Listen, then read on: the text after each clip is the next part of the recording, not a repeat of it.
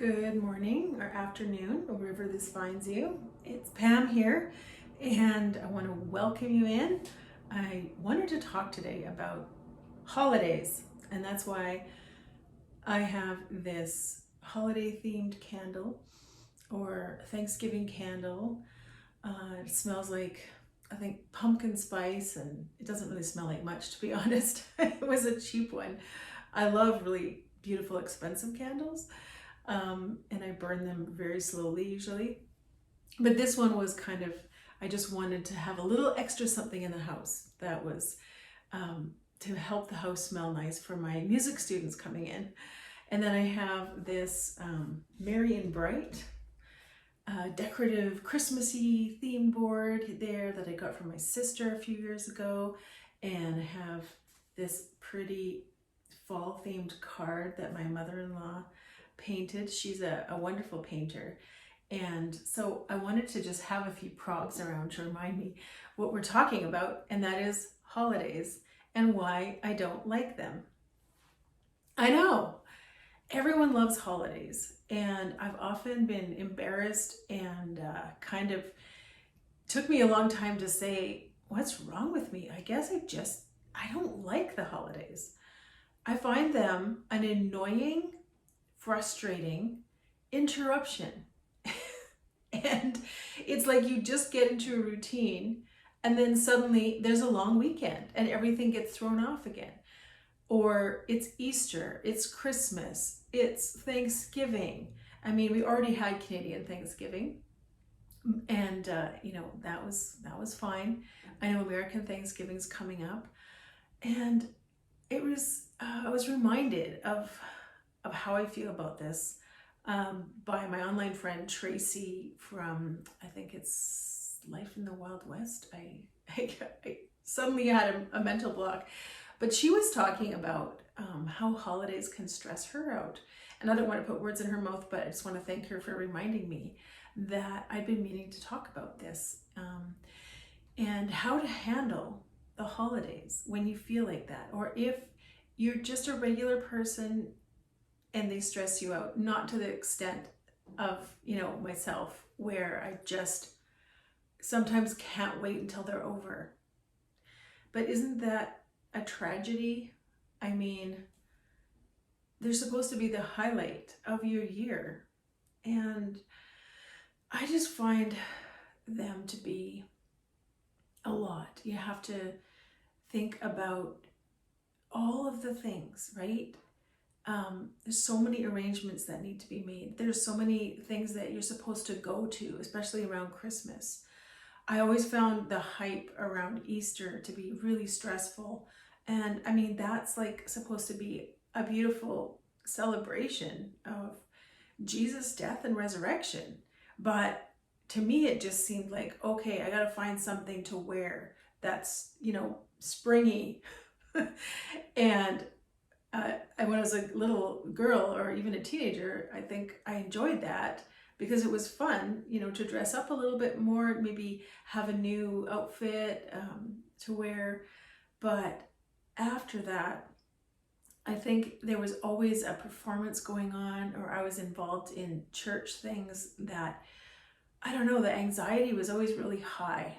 And so I thought I would make a little video here to talk about how to handle the holidays and how to actually enjoy them.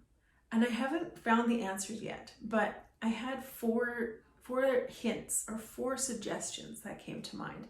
So you can tell me in the comments which one you resonated with, or if you love the holidays, if you find the holidays stressful. And when I say the holidays, I'm not trying to make a generic reference to Christmas. I'm trying to just say all of the long weekend major holidays on our calendar, especially at this time of year. So the first thing that I have found is making a big difference for me, even this year, in how I feel leading up to it, is margin, creating space in your life Now, when I was working constantly and had younger kids and was always running here and there, even when I wasn't at work, volunteering all the time, there were no time periods that I could go shop, that I could, decorate the house. It was always just crammed in to this small space, or an evening when I was already exhausted. And so I think that kind of really lent to this feeling of not liking the holidays, not looking forward to Christmas, and just wanting it to be over, which is sad, right? I don't want to be that way. So create margin, even take days off if you have to. Don't try to do it all in this crammed space. So think about time that you might need to shop, time that you might need to decorate or make a meal, and give yourself the time to do it. Say no to some other things. Even take a day off work, like I said, if you can. So that's suggestion 1. Suggestion 2 is take action. I feel like I'm doing like one of those fitness videos, take action. Do something. I find when I get frozen in my head about, what I'm supposed to be doing and what I should be doing, and then I just don't do anything, I procrastinate, it's sometimes impossible to break that. But the best thing to do is take even a little bit of action.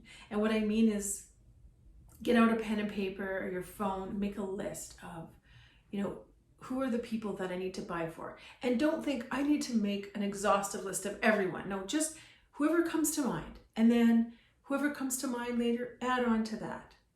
And if someone, else comes to mind, you can just jot it down. And then you might start jotting down ideas. Oh, I think they could use this. Or I should buy this for them. Or, oh, that's a great idea. So as you have ideas, take action, jot things down. You could take action by going even window shopping. Just, going to your local mall. Unfortunately, I don't have one here in this small town.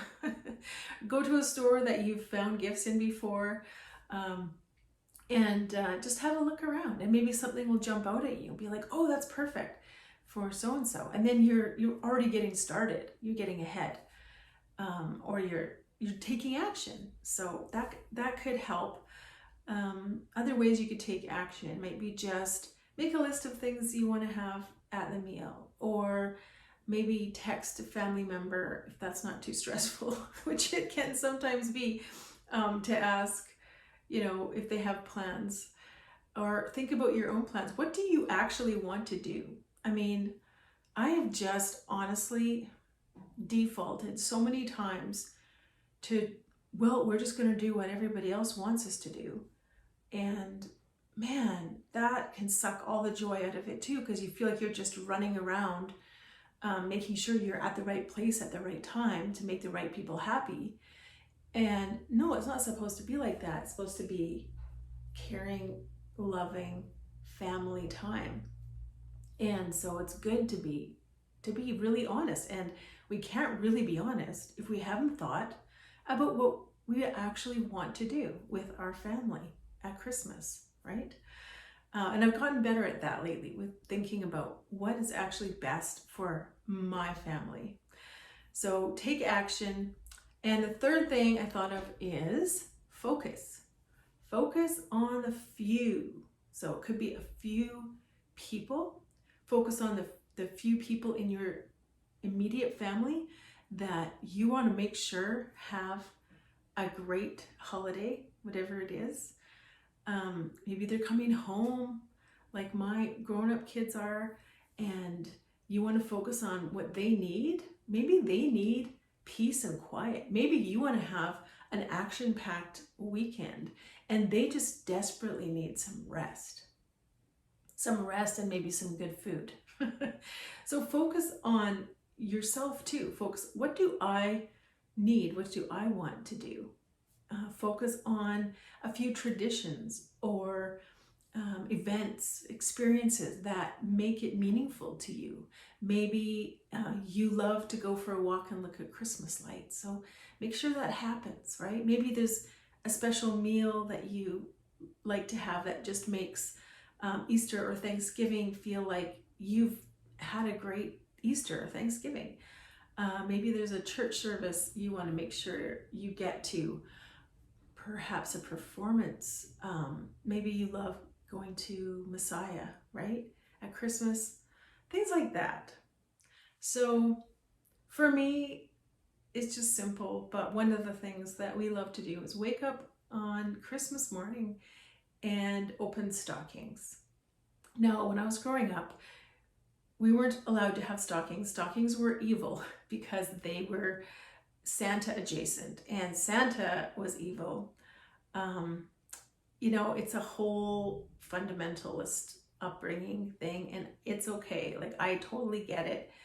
But anyway, I learned later to slowly incorporate some things and realize that stockings aren't evil. So we do that, and it's so fun to get little things and watch people open their stockings. And so, yeah, and we always read the scripture passage about Jesus' birth before we do anything, while we're sitting in our pajamas, sleepily sipping coffee and listening to the Luke 2 or another passage being read. So that's kind of something that's a non-negotiable. I want to make sure that happens. So I'm going to spend my energy on that, right? Focus on the few. Focus on the things that give you life, that you know are going to be meaningful, and spend your energy there. So I could start looking for, when I'm out and about, I could start looking for little stocking stuffers. And that is also taking action, right? So it makes you feel like you're less behind and it doesn't really take up a lot of time. So yeah, create margin, take action, focus on the few. And the fourth thing, be present. This is the hardest one for me. Be truly present. And I'm always kind of running around behind the scenes, trying to set the stage, trying to make sure everyone has what they want, maybe working too long in the kitchen, right? And I should really be in the living room, sitting around the tree, talking with my family. But no, I am, dashing here and there for a last minute this or that. I'm like, oh, I should make cookies. So wanting to be present and take it in, like make beautiful memories for yourself and for your family by really being there, just sitting and whatever, singing a little song if you like to do that, or maybe at Thanksgiving, talking about something you're thankful for, and how to be present when you're feeling anxious or feeling over responsible for everyone else's happiness. And I think that's where it comes from, right? Like, we feel, especially as women, as wives and mothers, so responsible for everyone to feel like they had a great holiday. And I'm not sure where to put that exactly, except to just talk about it and think of, some ways. So if these suggestions encourage you or make you think of more suggestions that you would add, please add them in the comments. And maybe together this season will not be as anxiety inducing, not make us want to run away to Australia. I can't remember how many times I've said that when something's approaching and I'm just like, I literally just want to run away, and just disappear. And that's hard, it's hard to feel like you're always forcing yourself to smile, to be present, to look the part. And so maybe it's just being more real, right? Because it's all about our loved ones. And if we're not real and we're not present, how can they really enjoy, their time with us. All right, that's enough. I have lots more to say, but that's all for today. Thank you for being here, for watching. Please hit the like button on your way out. I've noticed that even though I don't have many subscribers, there's usually only a couple of likes, and it does help, just make this feel more worthwhile.